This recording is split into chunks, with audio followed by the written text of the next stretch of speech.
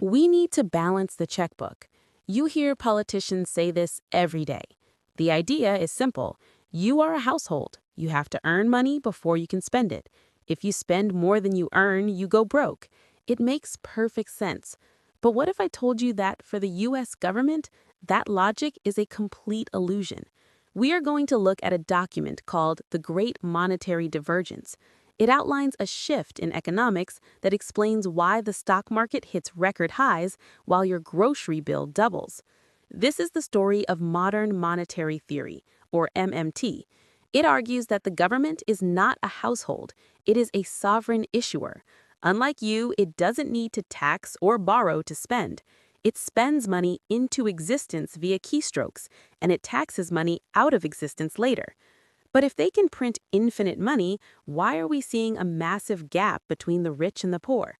Today, we're breaking down the mechanics of this system, the Cantillon effect, and the terrifying endgame we are rapidly approaching. To understand MMT, look at this bathtub. The water is money. The faucet is government spending. In the MMT framework, the government turns the faucet on whenever it wants. It creates currency via central bank credits. Now look at the drain. That's taxation. In this model, taxes aren't used to pay for things. The government already printed the money to pay for things. Taxes exist to prevent the tub from overflowing. They act as a thermostat to cool down inflation. If the water gets too high, meaning there's too much money chasing too few goods, you get inflation. The government is supposed to tax you to drain the money out. This flips our reality. The constraint isn't solvency, running out of money. The constraint is real resources, labor, technology, raw materials. If you print $10 trillion, but you don't have enough workers to build bridges, you don't get bridges. You just get hyperinflation. So how is this tool actually used? Enter quantitative easing, or QE. This is where the theory hits the real world and where things get ugly for the average person. When the economy stalls, the central bank buys government bonds from banks and replaces them with cash reserves. It's monetary alchemy, turning paper assets into liquid cash. The goal is to lower interest rates and force investors to stop buying safe bonds and start buying risky stocks and real estate. But here is the disconnect. We call it the Great Divergence. Look at this chart from 2020-2021. The green line, this is Wall Street. Global market capitalization rose by $14 trillion in 1 year. The red line, this is the real economy. Production and median wages remained flat.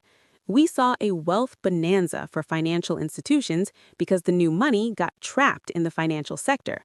Banks absorbed the liquidity but didn't lend it to struggling Main Street businesses during the crisis.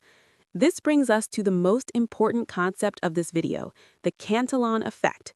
The rule is simple. Money is not neutral. It matters who gets it first. Imagine the money injection as a bullseye. The center, insiders. Banks, hedge funds, and corporations get the new money first. They use it to buy houses and stocks before prices go up. They get arbitrage profit. The outer ring, wage earners, by the time that money trickles down to you, the worker, the saver, the pensioner, prices for food, rent, and gas have already risen. This creates two worlds. One, the asset owner, top 1%, they own 1/3 of all net worth. When inflation hits, their assets, stocks or homes, go up in value, they get richer. Two, the wage earner, bottom 90%. You don't own the assets, you buy the products. For you, inflation is a regressive tax. It erodes your purchasing power. Homeownership becomes mathematically impossible because asset prices rise faster than your wages ever will. So, can this go on forever? No. We are now in a structural trap called fiscal dominance. The government is betting on the golden equation. As long as the economy grows, G, faster than interest rates, R, the debt is sustainable. But if inflation spikes, the central bank has to raise interest rates. Suddenly, R becomes greater than G. The debt interest becomes so high it consumes the entire budget.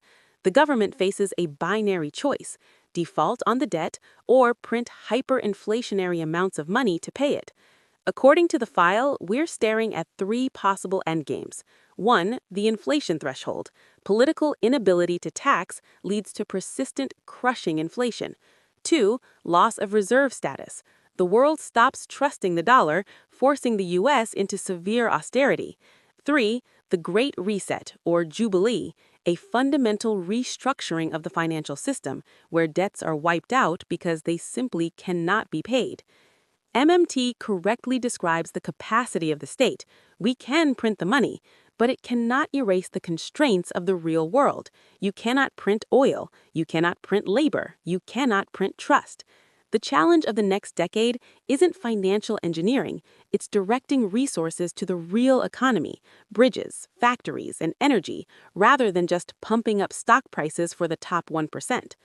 Thanks for watching.